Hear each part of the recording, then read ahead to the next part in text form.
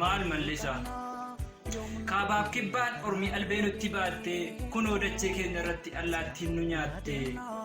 hamma yoometti jireenya akkas ta'aa jiraatama akka bineensaatti kun ilmi namaa allaattiin nyaatama oollee bullus baraan kunoo garaan nu raafama kaleessa eengada nutti caalteetti har'aa osoo mirga qabnu jiraachuuf dhabne carraa barumaan miixanna miixu cabalafee qaamaan qalamnirra kunuu me'eessuma keenyatu hafee duuti fedhamiti nuuf taasiftanii yaada duunus gurrifanyutu jarana eenyutu nu barbaada kafana nurraa baasanii dhiigaan nu haguugu godinaan nu qoodanii jiraa nu daguugu afaan uumamaa baannee himachuuf luugamamne dachee keenya irratti jiraachuuf